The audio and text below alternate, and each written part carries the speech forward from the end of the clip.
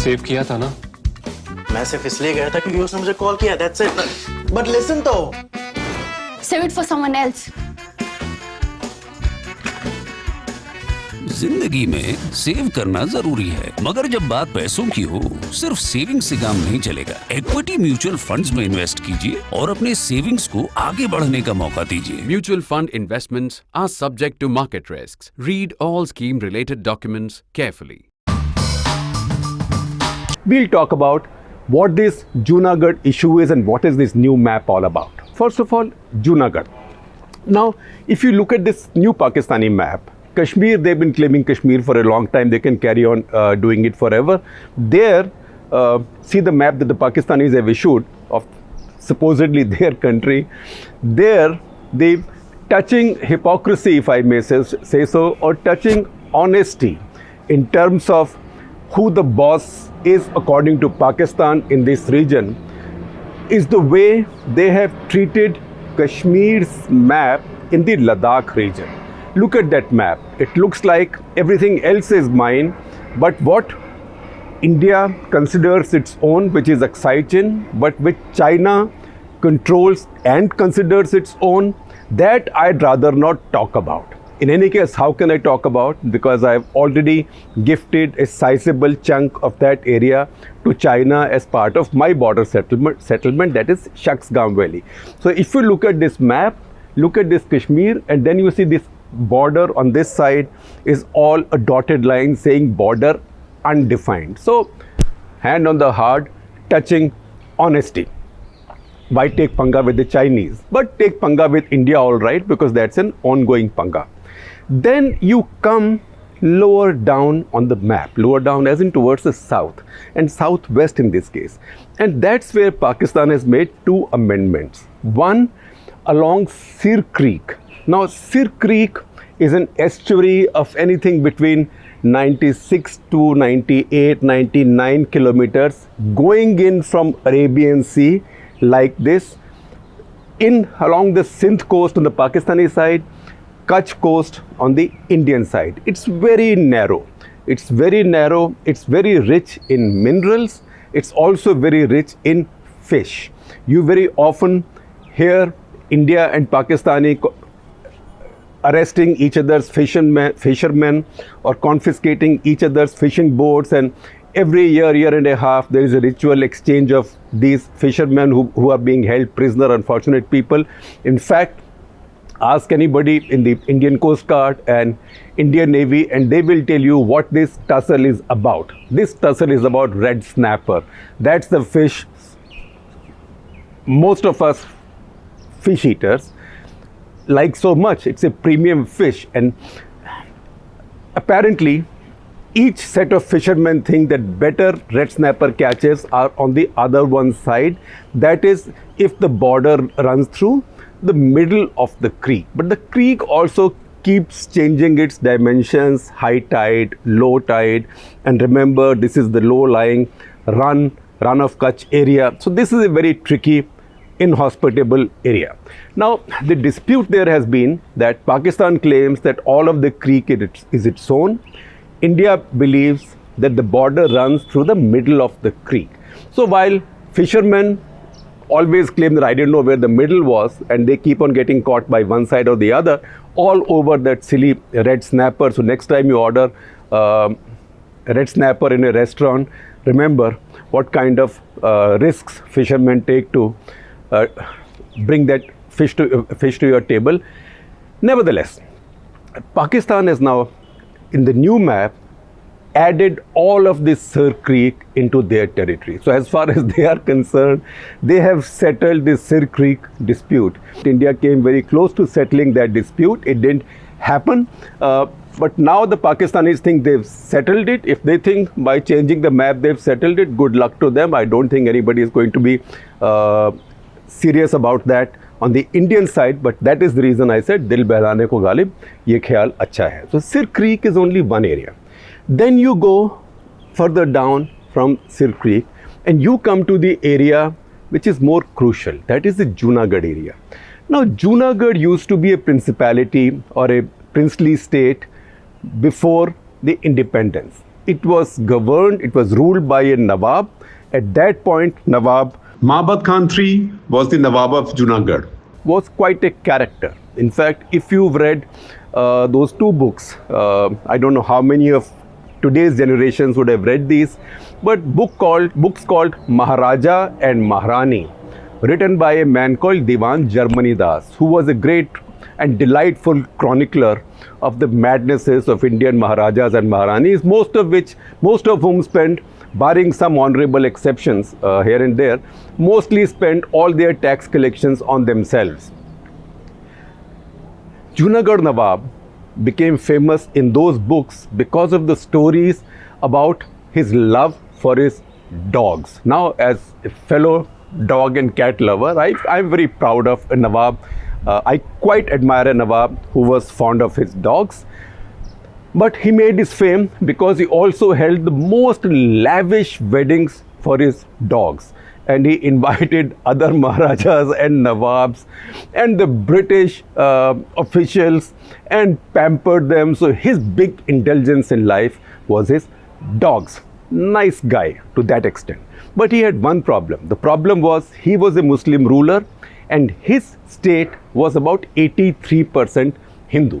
But traditionally, he was the ruler, not very different from the situation, say, in Kashmir, which had a Hindu ruler, but where the population was predominantly or majority, not 83%, but majority Muslim. And yet another problem area in the subcontinent, the state of Hyderabad, which is today's Telangana, then Andhra. That state had a Muslim ruler, the Nizam, but the population was predominantly Hindu. So two princely states with predominantly Hindu populations and Muslim rulers, one Muslim majority state with a Hindu ruler. And that's where the story begins. Now, the ruler of Junagadh earlier gave Sardar Patel and VP Menon, who was doing it all on behalf of Sardar Patel to integrate India's states. As we know, in the partition, in the arrangement of independence, our princely states were given the option of going with Pakistan, going with India, or remaining independent. Now, the Nawab of Junagadh, who had often enough let the Indian side know, Nehru and Patel know, that he was going to accede to India. After all, he had no land borders with Pakistan. He was far away from Pakistan. Between him and the Pakistani border of Kutch, there is a lot of territory, Porbandar, Jamnagar, the rest. It's a lot of territory. So he was nowhere near any land borders of Pakistan. But something dramatic happened in Junagadh in May of 1947. So I'm taking you right back. There are two books that you should look at. One is a book by Rajmohan Gandhi on Patel called Patel A Life. And then there are accounts written on the Pakistani side by Shahnawaz Bhutto and others. That name sounds familiar, so we are coming to that. And unless you figured this out already, Sir Shahnawaz Khan founded Pakistan's most prominent political dynasty. His son Zulfikar Ali became Pakistan's leader. He is very well known, was assassinated. His granddaughter Benazir Bhutto became Pakistan's leader, prime minister. She was assassinated too. And her husband, Asif Ali Zardari, became Pakistan's president and has seen jail since. Now, 15th May, something very interesting happened. 15th May, mysteriously, the Diwan, or like the Prime Minister of Junagadh, went for his medical treatment overseas. Just before that, a Sindhi Muslim League politician, a Muslim politician from Sindh, who had set up a party which also admitted Hindus in Sindh, which is now part of Pakistan. His name was Sir Shahnawaz Khan Bhutto. He came in, he was loaned or he was hired, either he was loaned to the state of Junagadh or he was hired by the state of Junagadh to become a minister in that state. Now, as the Diwan went overseas for his treatment dramatically in May of 1947, Sir Shahnawaz Bhutto became the Diwan, or like the Prime Minister or Premier of Junagadh. So he began controlling the policy of Junagadh. And then came 15th of August, and suddenly the Nawab of Junagadh surprised everybody by saying that he was going to accede to Pakistan. So he was asked, how can you accede to Pakistan when you have no land border with Pakistan? He said, doesn't matter, I share the seas with Pakistan, which means if I drive across the Arabian Sea, I will reach Pakistan. So I have sea borders with Pakistan, which was nonsense. But he was a ruler, and the independence arrangement gave him the option of acceding to one or the other, of being independent. So he said, I am going to Pakistan. That Nehru refused to accept, and Sardar Patel refused to accept. In fact, Sardar Patel said at that point immediately, and these are also accounts from Rajmohan Gandhi's book and other writings, including V.P. Menon's autobiography at that time, which I am sure many of you, particularly those who are preparing for UPSC, etc., are much more familiar with than me. So they said nothing doing, because if one Muslim ruler of a Hindu majority state without contiguous borders with Pakistan could use this option of acceding to Pakistan, then the same principle could be applied to Hyderabad also, and Nizam of Hyderabad could make the same claim as well. By this time, Nizam of Hyderabad had not made up his mind to accede to anybody else. He was much closer to Pakistan. He had begun to get arms smuggled from Pakistan. He had begun to raise his little army of Razakars and the rest in Hyderabad. He had not acceded to any country though, and Government of India had signed a 1-year standstill agreement with him, which means for 1 year they will not send the military to occupy or to liberate Hyderabad, to give him time. Very similar to this standstill agreement signed in Kashmir, which the Pakistanis violated by sending the raiders into Kashmir. Many of you know that story, that history well. So when the Nawab of Junagadh said this, Indian leadership said, nothing doing, we will not accept it. And that's when Sardar Patel came up with this interesting theory that we read from Rajmohan Gandhi's book, also from other references, also from quotations from a speech that Sardar Patel later gave in Junagadh. Now, he said that Hyderabad, Kashmir and Junagadh on Pakistan's chessboard, on Jinnah's chessboard, are like the king, the queen and the pawn, which means Raja, Rani or Pyada, ya Badshah, Begum or Pyada. What did he mean? What he meant was that Hyderabad is the most important of these three prizes. And Hyderabad, he had his own ideas on what he was going to do about it. But there was a time when he was not closed to the idea of exchanging or settling Hyderabad for Kashmir. That is something that Rajmohan Gandhi records. That's something that he said in one of his speeches. In his speech, in fact, on 13th of November 1947 in Junagadh as well, because too much was happening at that time. But he said that Junagadh is the pawn that Jinnah wants to take to exchange it for the queen called Kashmir, and he will not let it happen. So that's why one was king, one was queen, one was the pawn. So Junagadh was the pawn. On 13th of September 1947, Jinnah accepted the Nawab of Junagadh's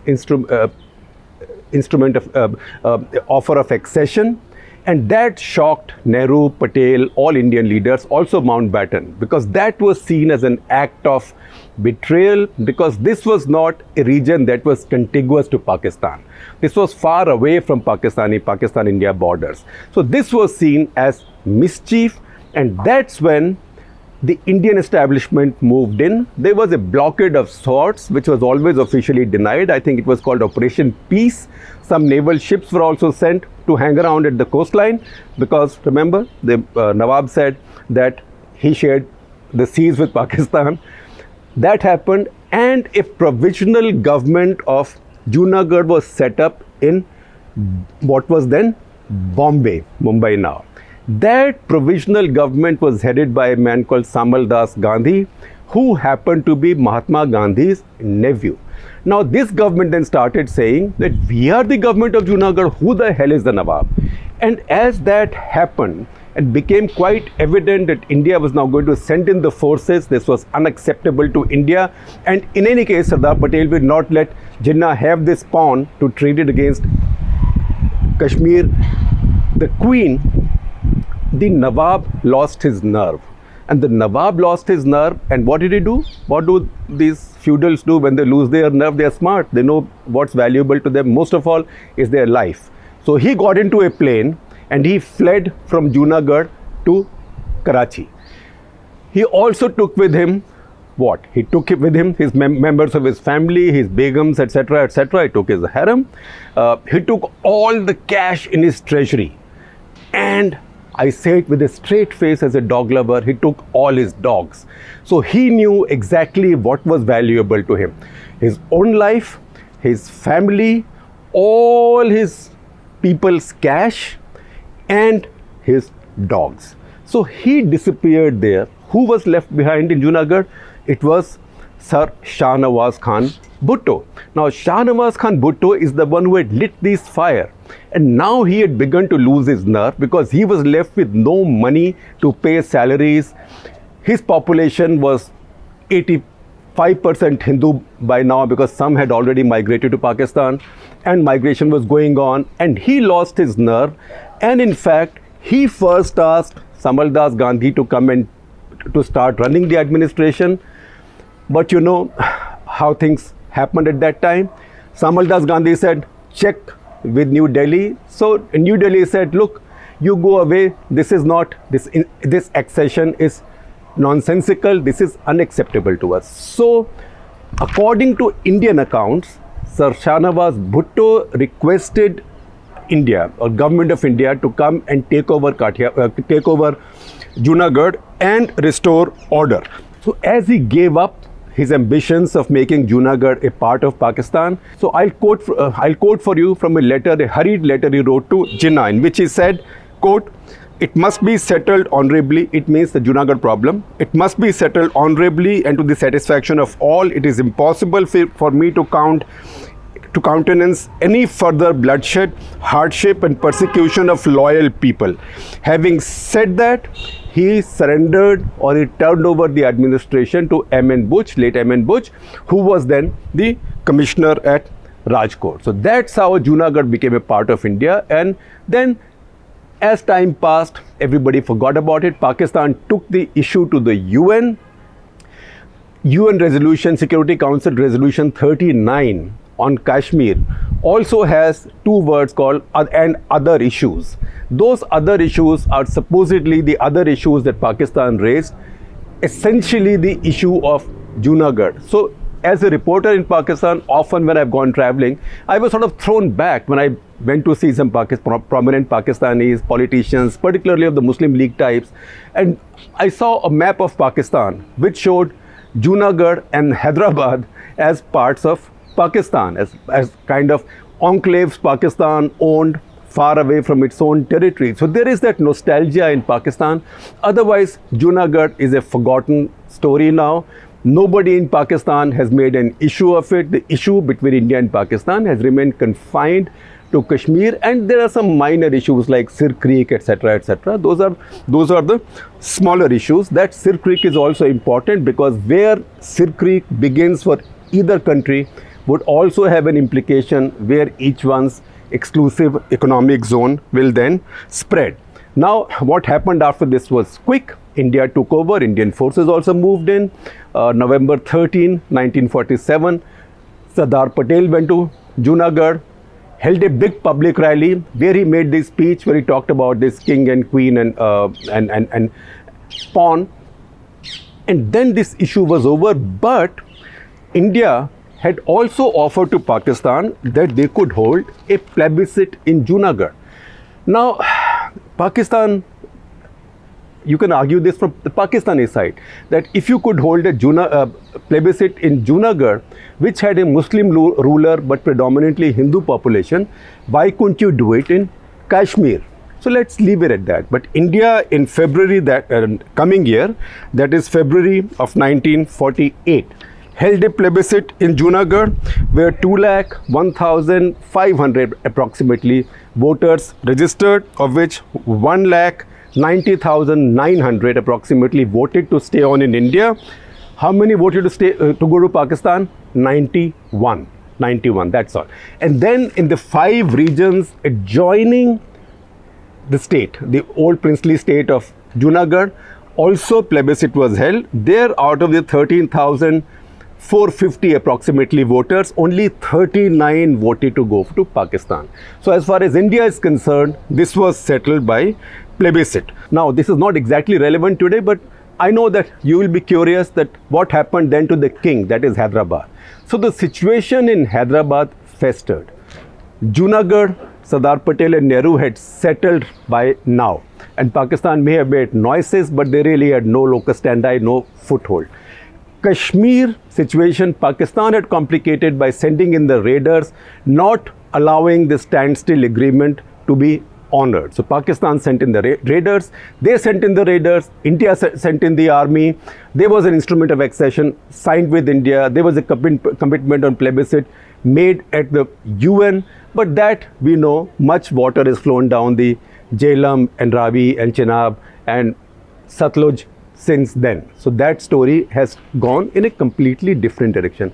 Hyderabad, it carried on for almost a year. It was in fact towards the later half of the following year, 1948, that finally Nehru and Patel got impatient because they thought the Nizam was now being really mischievous and he was playing games. He was trying to go to the UN.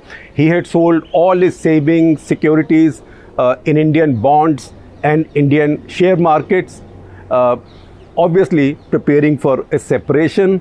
He was getting arms smuggled to become independent. That is when Nehru and Patel ordered what is called as Operation Polo.